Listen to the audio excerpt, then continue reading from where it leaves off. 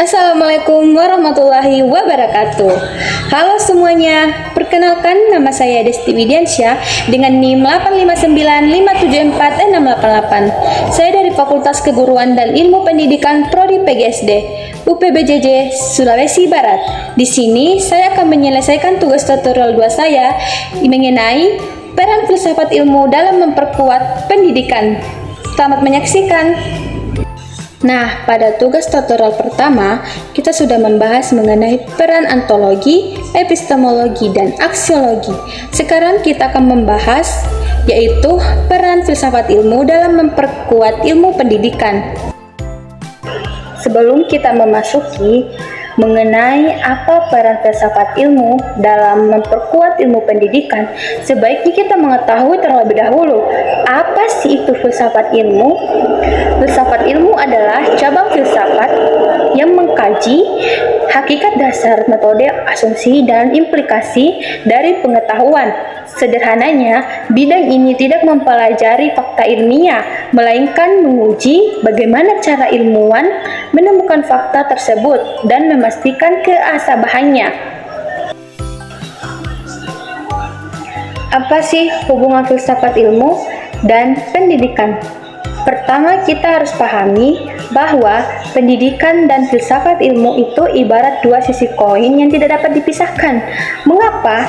Karena filsafat ilmu bertugas untuk mengawasi agar pendidikan tetap berada di jalur ilmiah dan etis. Ia memastikan bahwa apa yang kita ajarkan bukan sekedar mitos, tetapi punya landasan teori yang kuat. Sebaliknya, dunia pendidikan memberikan bahan bakar bagi filsafat. Masalah-masalah di kelas menjadi tantangan bagi filsafat ilmu untuk merumuskan teori pengetahuan yang relevan. Baik, pada bagian pertama kita akan membahas mengenai bagaimana filsafat ilmu mengawasi dan memperkuat eksistensi, keilmihan, serta nilai-nilai dalam ilmu pendidikan. Baik, pada bagian eksistensi, filsafat ilmu bertujuan untuk menjaga agar ilmu pendidikan tetap berada pada koridor hakikatnya sebagai ilmu yang memanusiakan manusia, bukan sekedar semata-mata untuk mencetak tenaga kerja. Pada bagian keilmihan, menjadi landasan metodologis bagi penelitian pendidikan, guna untuk memastikan setiap teori, metode, dan pendekatan yang dilahirkan bersifat empiris, logis, serta dapat dipertanggungjawabkan secara ilmiah.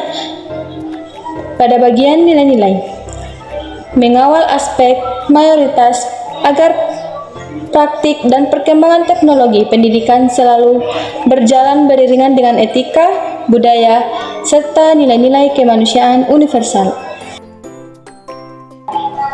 Baik, selanjutnya kita akan membahas pada bagian kedua, yaitu bagaimana pendidikan yang bermakna dan bernilai turut untuk memperkuat perkembangan filsafat ilmu.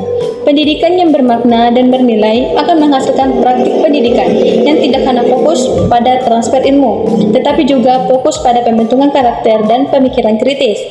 Hal ini memperkuat filsafat ilmu karena pertama, yaitu mendorong refleksi terhadap tujuan pendidikan. Kedua, untuk mengembangkan pemikiran kritis terhadap teori dan praktik pendidikan.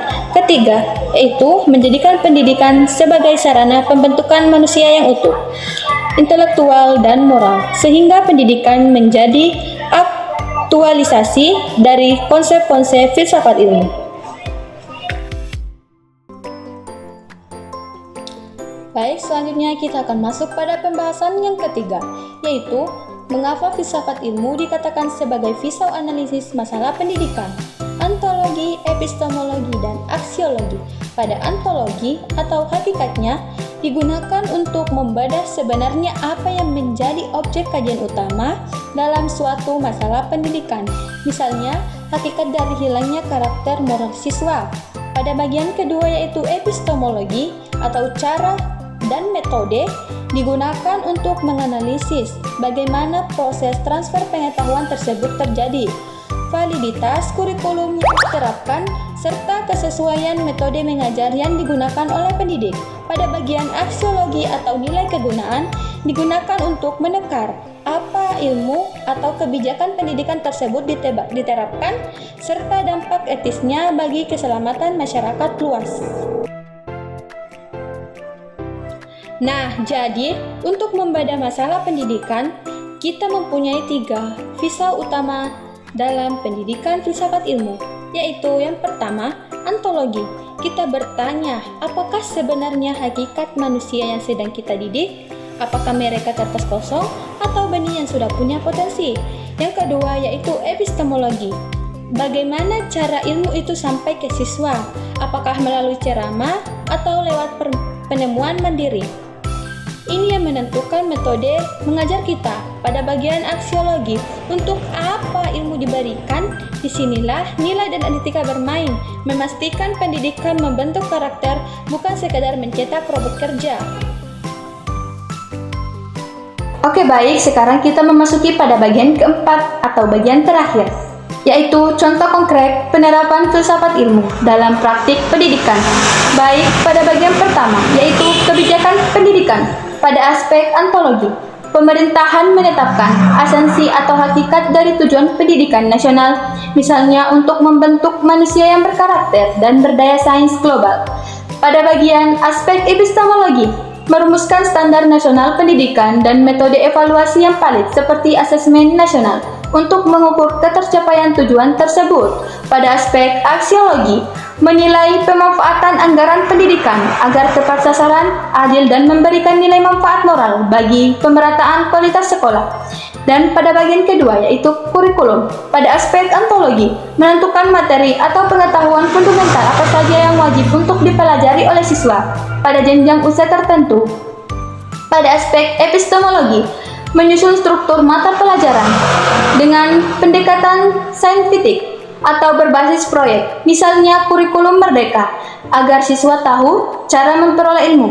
Pada aspek aksiologi, memastikan muatan kurikulum mengandung nilai-nilai etika budaya lokal dan berkarakter Pancasila, agar ilmu yang didapat dapat digunakan dengan sebaik dan sebijak mungkin. Baik, pada bagian ketiga, yaitu proses pembelajaran. Pada aspek ontologi, guru memandang murid bukan semata-mata sebagai botol kosong yang siap diisi, melainkan sebagai individu yang aktif yang memiliki potensi unik untuk dikembangkan. Pada aspek epistemologi, guru menetapkan metode diskusi, eksperimen atau problem-based learning di kelas untuk melatih cara berpikir kritis murid. Pada aspek aksiologi, proses belajar mengajar tidak hanya mengajar nilai, angka, kognitif, tetapi juga menekankan kejujuran akademis, kerjasama, dan siap saling menghargai. Baik, adapun contoh nyata yang bisa kita lihat pada kurikulum merdeka. Secara ontologi, kurikulum ini mengakui keunikan setiap siswa. Secara epistemologi, ia mengedepankan pembelajaran berbasis proyek. Dan secara aksiologi, ia bertujuan untuk membentuk profil Pancasila yang berkarakter. Ini adalah bukti nyata bahwa kebijakan pendidikan lahir dari pemikiran filsafat yang matang. Oke, alhamdulillah kita sudah sampai pada bagian terakhir atau penutup. Sebagai penutup, kita harus mengetahui bahwa filsafat ilmu membuat pendidikan tidak sekedar melakukan tetapi memahami. Mengapa kita harus melakukannya? Dan filsafat ilmu bukan sekedar teori di awang-awang saja, melainkan ia adalah kompas bagi kita sebagai pendidik agar tidak kehilangan arah. Pendidikan tanpa filsafat akan buta, dan filsafat tanpa praktik pendidikan akan lumpuh. Saya, Desti Widiansyah, mengucapkan terima kasih sudah menyimak presentasi saya, dan saya ucapkan Assalamualaikum warahmatullahi wabarakatuh.